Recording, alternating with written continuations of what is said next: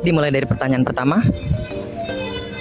Nah, Bapak tahu nggak nih gimana latar belakang keluarganya si Pitung? Nah, kita akan coba ceritakan sepengetahuan saya latar belakang keluarga si Pitung itu.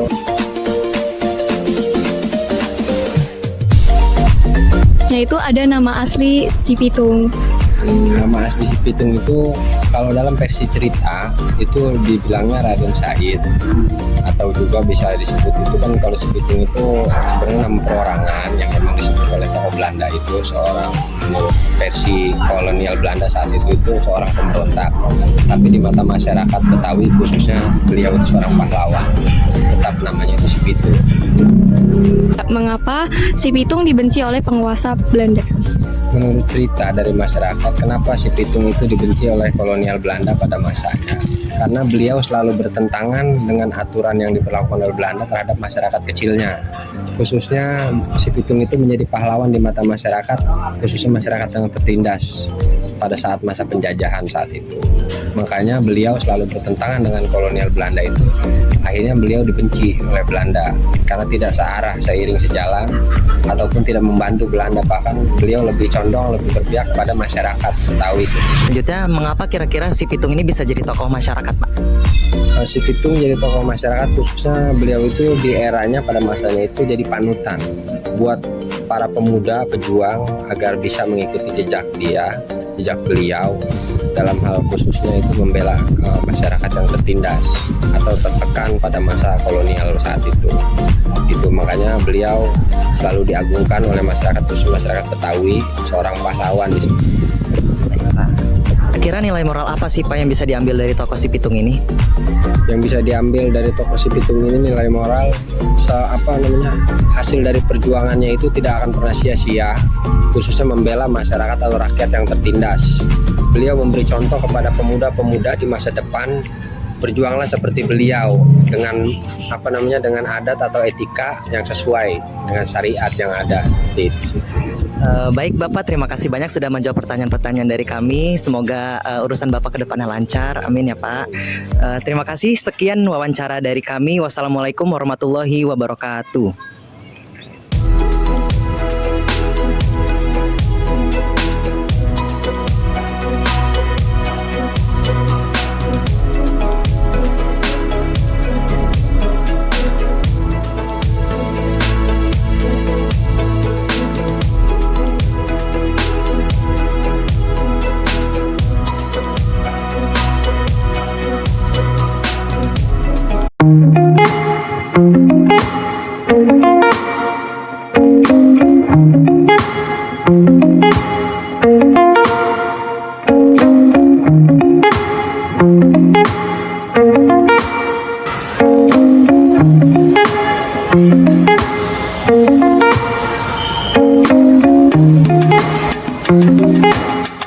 Halo semua, bersama kami 96X Macan Betawi. Halo semuanya, jadi kita di sini udah bertemu dengan Bapak siapa? Pak Samsudin. Dan Bapak Anto. Oke. Di sini kita akan menanyakan tentang gimana sih tentang jawara itu.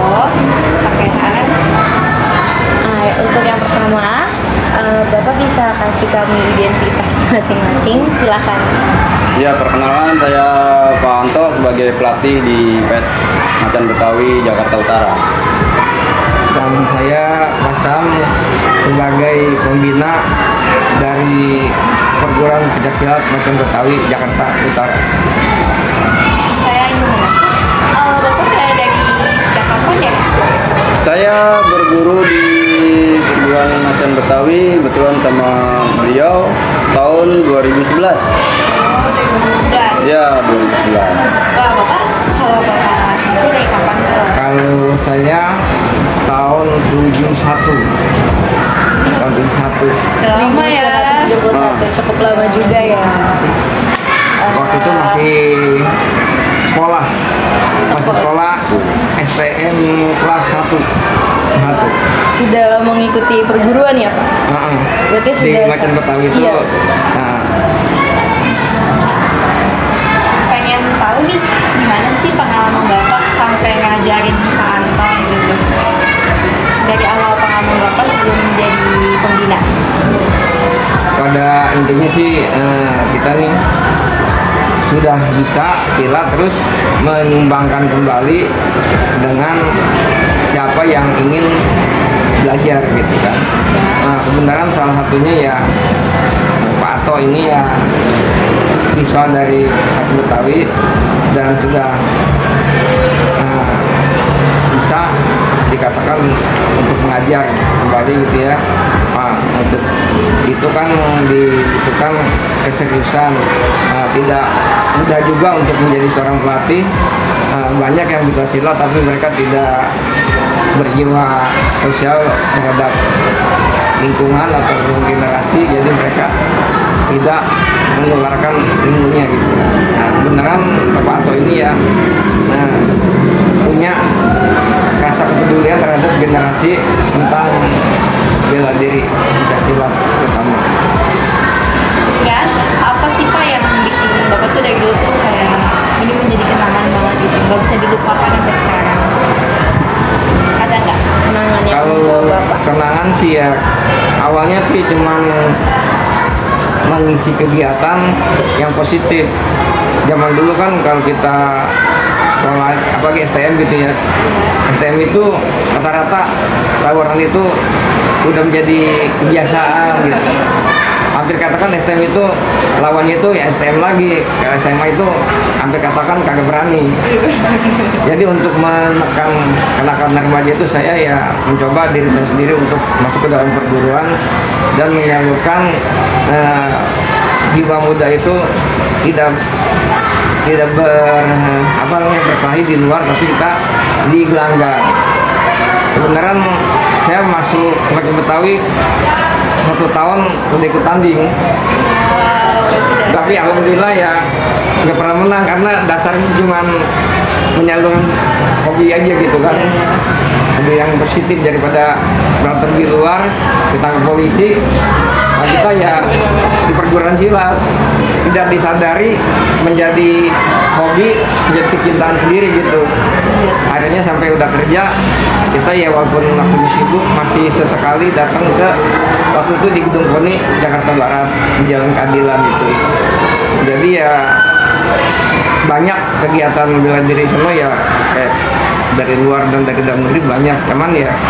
Jadi kita demen aja gitu, ada terpacu nih masa silat tradisi kalah sama mainan lain apa dari luar. Jadi kita rasa memilikinya itu jadi ada gitu. Jadi sampai saat sekarang kita ya tetap eksis karena kita ada kepedulian seperti itu. Gitu. Masya Allah. Kalau Bapak Anto sendiri, bagaimana nih Pak kisah perjalanannya sampai bisa menjadi seorang pelatih? Baik, kalau saya sendiri sebetulnya emang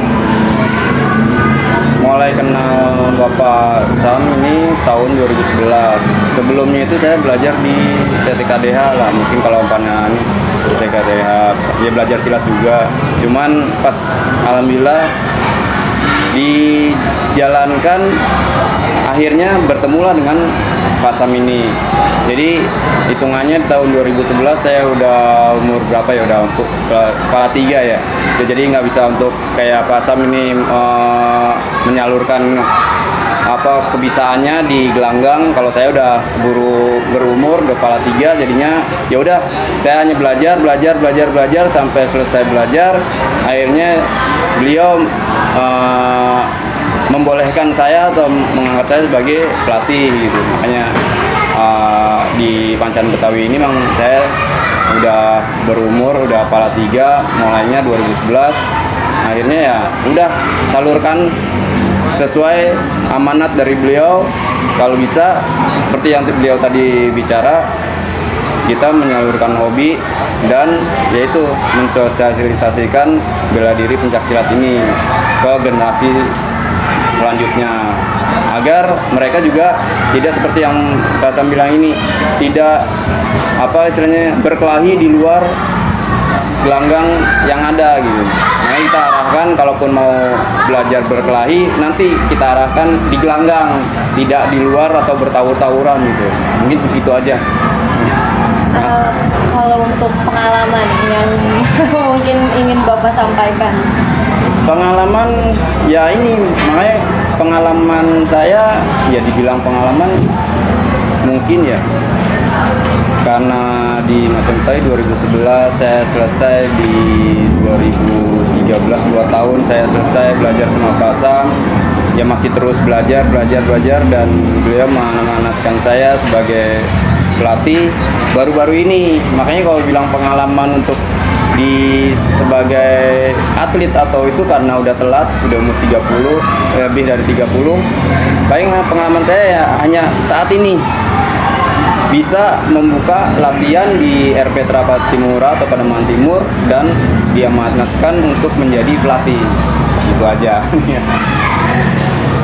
Ya kurang lebih baru 4 minggu di sini kita berlatih.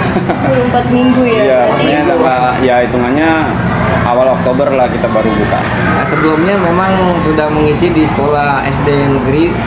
Kebetulan kan siswa itu kan orang tuanya pada minta tambahan, karena kan kalau cuman seminggu 1 kali itu kan singkat sekali gitu. Jadi ada dorongan dari orang tua murid.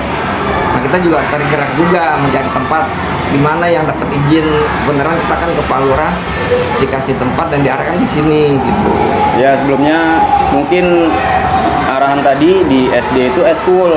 Nah eskul itu saya tidak membawa nama perguruan, cuman saya penggiat bela diri, bisa pencak silat, karena dulu yang dikejar itu mungkin ada bahasanya tunggal baku dan pertandingan, paling hanya itu aja. Jadi tidak di eskul itu tidak mengajarkan Aliran.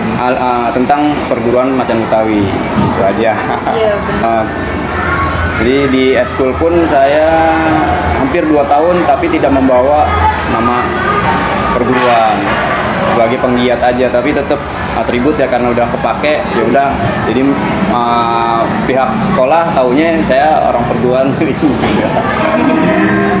Ya. Kebetulan ya dari peraturan yang 2023 ini kan untuk fighter itu kan dipegang kan nama manusia, Iya. kan? Untuk seni budaya itu atau seni kreatif itu Indonesia.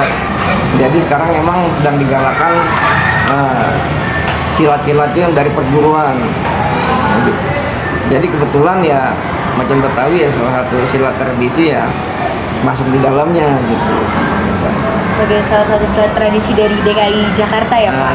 Dari Betawinya gitu. Oh dari Betawi. Iya. Kan banyak kalau silat nasional itu kan dengan campuran berbagai macam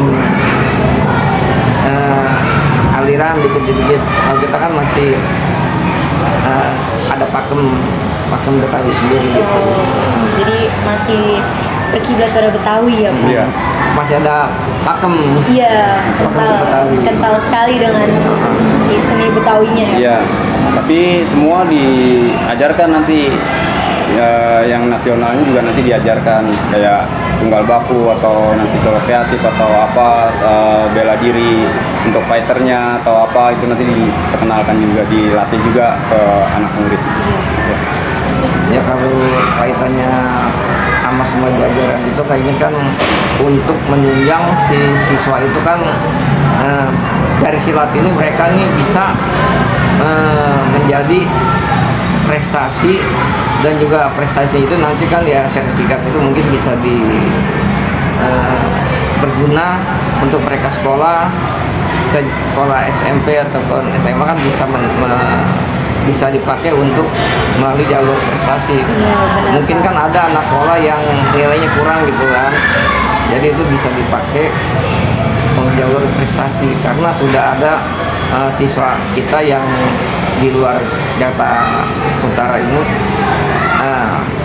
tidak bisa masuk SMP, dari gurunya menyarankan kan pernah tanding lagi nih izin, coba sertifikatnya diminta. Begitu diminta, setelah berapa bulan ada pengumuman mereka bisa diterima di sekolah SMP negeri beneran gitu. Jadi kita mungkin di Macan Betawi juga kita akan mengikuti cara-cara seperti itu. supaya nanti mereka silat itu nggak cuma sekedar olahraga menjaga tradisi, tapi mereka bisa menunjang pendidikannya. Dan mungkin juga kita harapkan kalau mereka bisa berprestasi kan itu bisa jadi lapangan pekerjaan juga. Iya, gitu. Sangat bermanfaat sekali ya Pak. Iya. Pada akhirnya dari hobi menjadi sebuah penyaluran, lalu bisa menjadi penolong juga ya Pak. Entah di pendidikan ataupun di karir ya. Iya. Begitu. Belum belajarnya udah sakit. Iya. Yang digebukin sampai 7 Jumat. Pakai iya. Kalau di silat Panca Betawi itu berjalan aja dengan sendirinya itu. Kuat itu ala latihan gitu. Jadi siswa yang belajar ya kayak seperti ini kan anak kecil happy aja gitu. Tapi ya kalau mereka menekuni terus ya sama aja. Kekuatan itu tidak bisa dipaksakan dalam satu hari gitu kan, atau dalam 40 Jumat gitu kan, sampai 7 Jumat tidak bisa dipaksakan seperti itu. Jadi kekuatan itu sedikit demi sedikit dari kegiatan kita, nanti tuh lama-lama juga akan ya seperti itu. Kalau fisik kan seperti itu, kayak kita mau jago nih, latihan siang malam buatnya jago sakit. Nah ya kan sama, tulang pun seperti itu, kita dipaksakan dengan berbagai macam cara atau alat-alat bantu, bukannya kuat malah pengapuran. Itu secara ilmiah.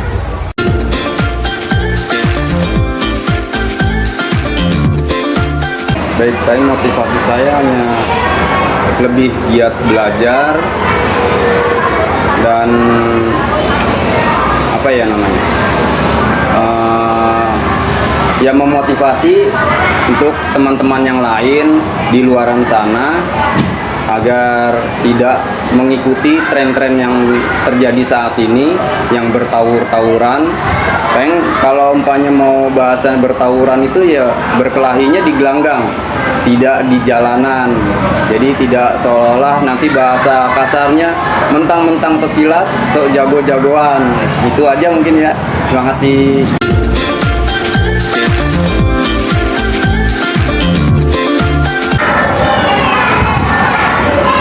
Ya baiknya ya kita mengisi waktu-waktu kita ini dengan kegiatan positif. Kalau kita sudah berada di persilatan ya kita ya banyak berlatih supaya kita bisa tetap lentur dan tidak lupa gerakan itu, dan juga kita bisa mengembangkannya. Dan mungkin juga dengan kita bersilat itu mudah-mudahan bisa menunjang menunjang masa depan kita seperti itu. Jadi silat itu adalah langkah positif, dan kita juga kalau sudah bekerja juga bisa di satpam juga kan bisa kepakai untuk menunjang pekerjaan. Kebetulan saya juga di polisi khusus tugas di penjara Lapas Salemba, itu juga sangat berguna sekali untuk mentalitas kita. Jadi kita rasa percaya diri kita tuh ada, itu yang saya rasakan. Jadi walaupun kita ada di tengah-tengah penjara, kita tetap hati kita tuh tenang gitu, karena kita punya rasa percaya diri kita tuh ada basic di silat gitu. Dan untuk teman-teman juga ya cintailah budaya kita ini. Kalau bukan kita yang mencintai, mungkin orang lain juga akan sulit untuk mencintainya. Itu saja.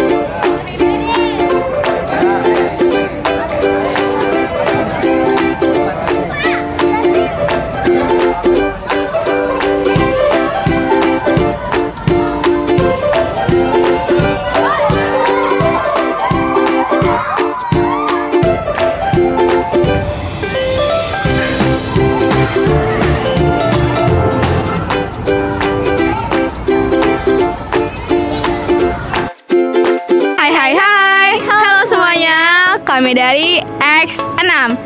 Perkenalkan aku Anissa. Aku Azmi. Hari ini kami akan mewawancarai beberapa makanan tradisional dari Betawi. Nah, Asmi, kira-kira kita hari ini lagi ada di mana sih? Sekarang kita lagi ada di G-Expo. Nah, langsung aja yuk ikutin keseruan kita hari ini.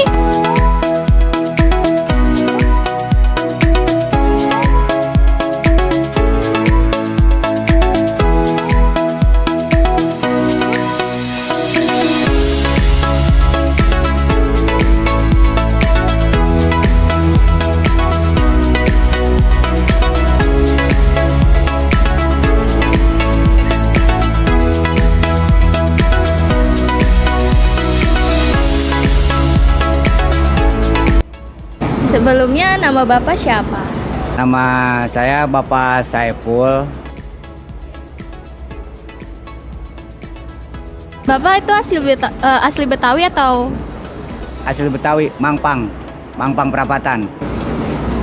Terus Bapak udah sejak kapan sih Bapak itu berjualan? Nah, kalau masalah soal penjualan, Bapak kurang tahu. Soalnya Bapak pertama jual waktu di Monas 10.003. Berarti udah lama banget. Ya, alhamdulillah sih. Lumayan lama. Itu tuh resep yang Bapak pakai ini apakah itu turun-temurun atau udah dimodifikasi ya? Ini dari turun-temurun. Kalau masalah resep, ini turun-temurun.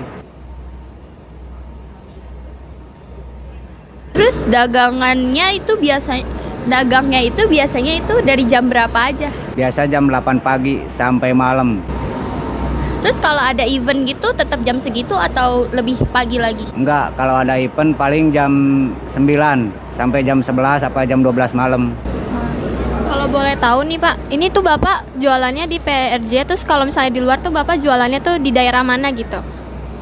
Di Tangerang, di Senayan, pokoknya setiap ada acara pasti, iya. Terus Bapak nih punya apa sih kayak dagangan gini lagi nggak sih di tempat lain? Ada cabangnya di Monas, di Tangerang ada, di Bogor. Oh, jadi cukup banyak ya? Alhamdulillah. Terus keuntungan Bapak atau itu biasanya sehari itu berapa sih? Ya tergantung sih. Ya kadang rame, kadang sepi, namanya juga jualan. Oh iya benar sih. Tapi keuntungan yang Bapak dapat itu apakah bisa menutupi kehidupan sehari-hari Bapak? Alhamdulillah bisa mencukupi sehari-hari.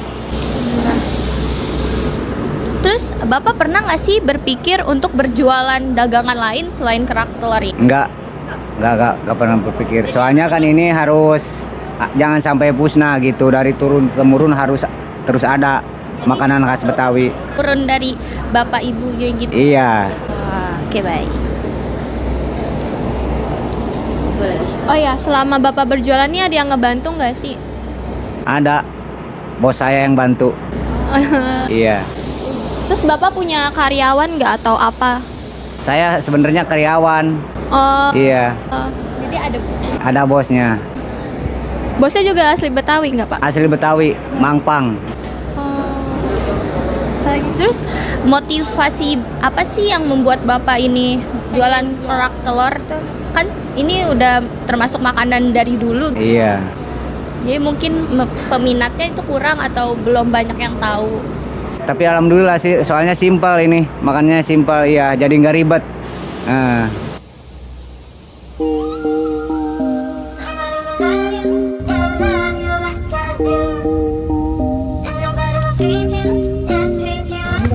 Nah, selanjutnya kita lagi ada di mana sih, Asmi?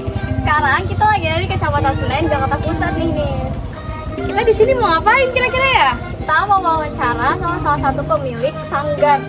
Sanggar apa tuh? Sanggar ondel-ondel.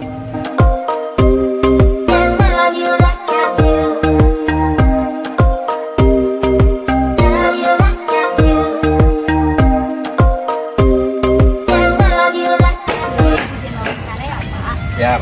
Pertama itu nama Bapak siapa? Nama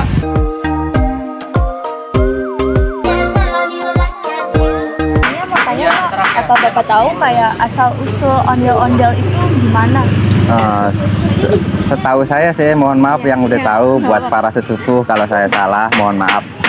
Yang saya tahu ondel-ondel itu dulu namanya barongan. Kenapa dinamain barongan?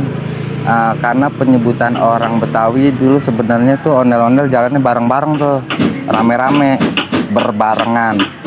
Penyebutan orang Betawi kan beda-beda. Barengan jadi barongan gitu.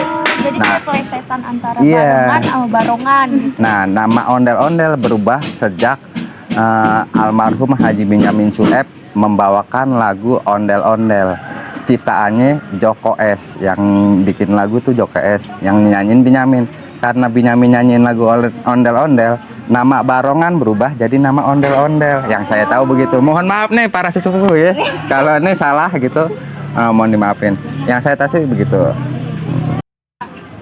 Yang saya tahu nih dulu ondel-ondel nggak secakep sekarang, karena perkembangan zaman dan untuk mensosialisasikan kepada rakyat, sampai lagi buat anak-anak kecil.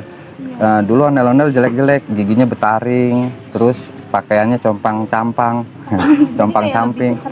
Lebih serem. Jadi anak-anak kecil lebih banyak yang takut. Nah, sekarang dicakepin biar anak-anak kecil, orang dewasa semua pada disuka sama ondel-ondel begitu. Terus berbeda perubahan apa aja sih dari bentuknya itu? Banyak perubahan mulai dari atas, dari rambutnya aja dulu jarang-jarang. Kalau sekarang rambutnya nih lebih banyak, lebih lebat untuk menutupi kekurangan ijuk, biar ijuk-ijuk yang di pala itu nggak kelihatan. Terus mulai dari topeng. Dulu topengnya itu aja tuh. Terus dulu topeng ondel-ondel itu terbuat dari kayu. Makanya ondel-ondel dulu sama ondel-ondel sekarang beda-beda mukanya tuh, nggak ada yang sama. Kalau sekarang pakai fiber cetakan. Kenapa bisa sama semua? Karena satu cetakan, mukanya sama semua. Kalau dulu ukiran tangan dari batang pohon dulu. Terus mukanya masih sama nggak kayak yang cewek itu kan mukanya putih, kalau yang cowok itu merah. Kalau dulu tuh gimana? Ya, kalau dulu merah-merah kalau cowok, kayak cewek cowok, kadang coklat-coklat.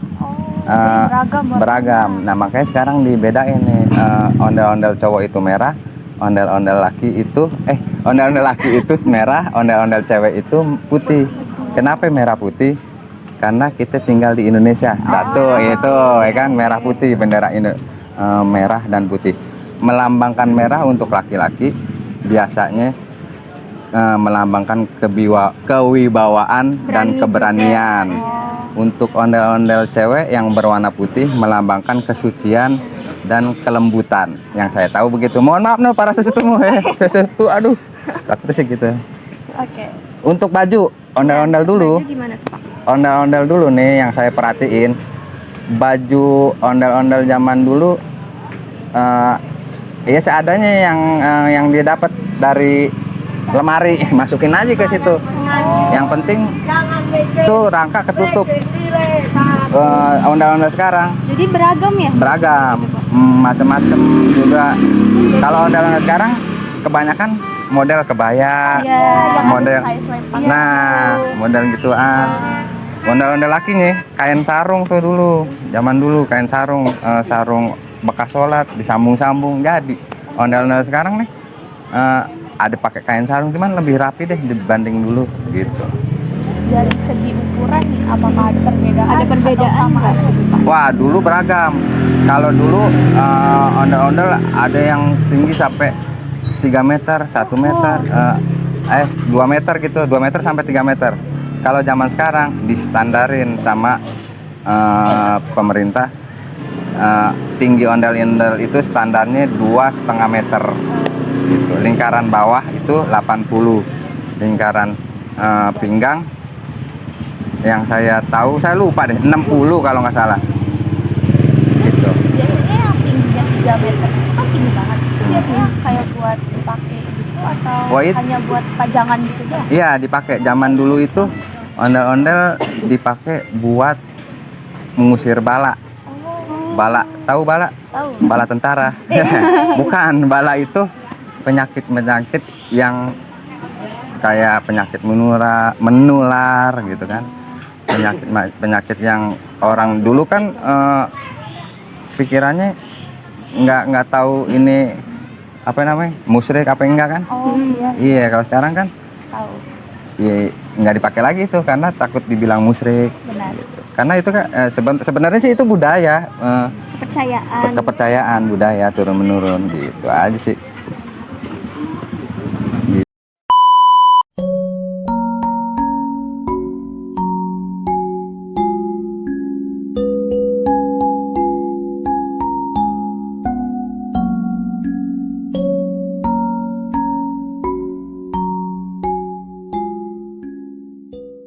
Halo saya. Kok kayak buaya sih? Kayak buaya. Saya yang punya.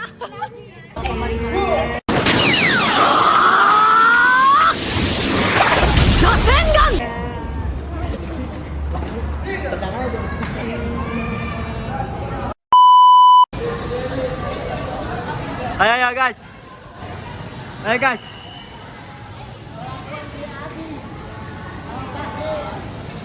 Ayo, gue pengen nyoba.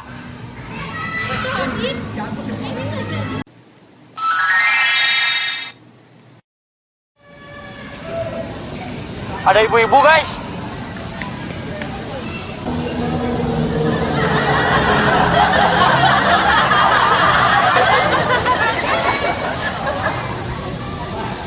Dila, Alimah, Dila, Alimah.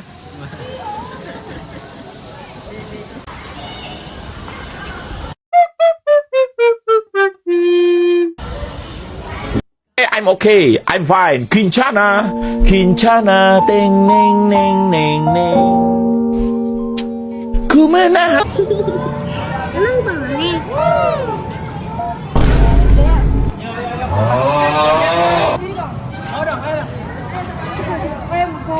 Wow. Kalau aku mau selfie, oh pasti pengikutku oke.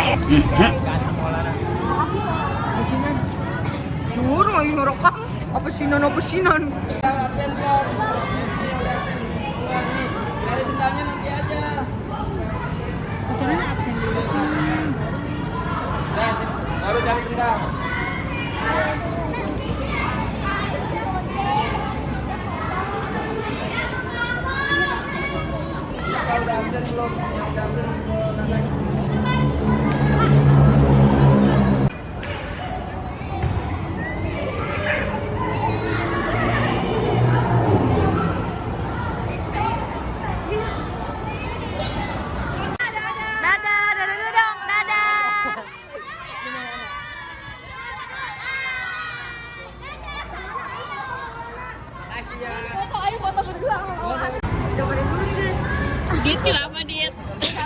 Dengerin ya. Manga.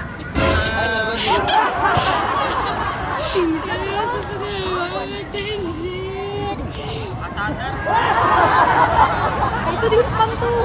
Buat masuk dulu ini. Lanjutin. Halo guys, welcome back to my channel.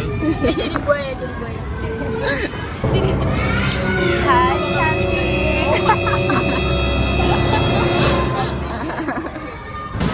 Cie selesai. Menangis. Ibu kameramen makasih banyak ya.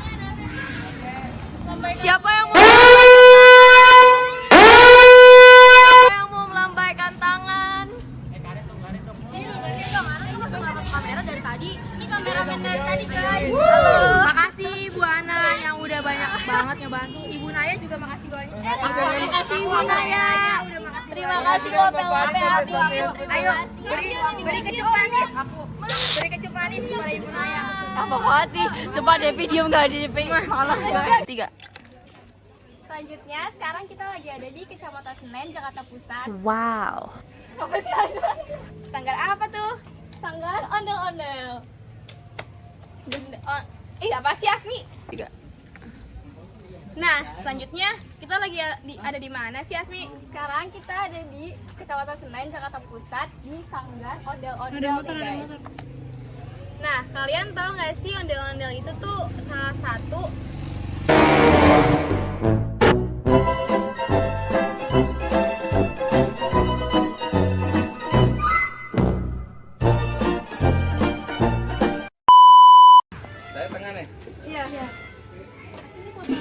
Awas jatuh. Aduh. kepala rasanya nyut-nyutan. Jadi kita habis ini kapur ya.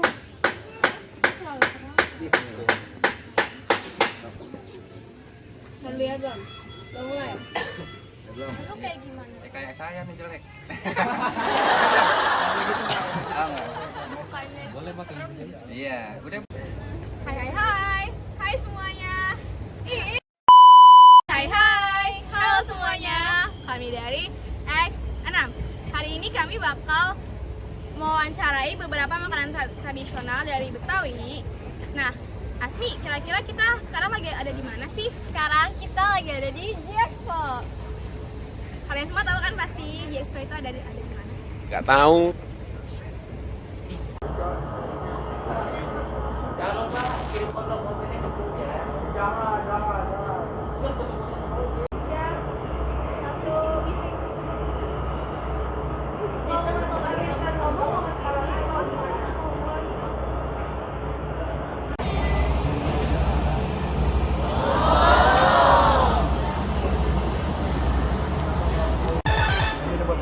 Sabar dulu.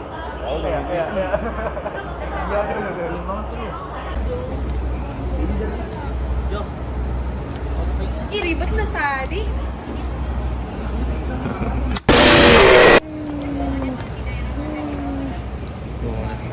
Habis wawancara kayak gini nih. Padahal yang wawancara bukan dia, yang makan. Mantap. Hey guys, kita mau review. Ini enak banget sumpah. Ayo beli dong. Ayo.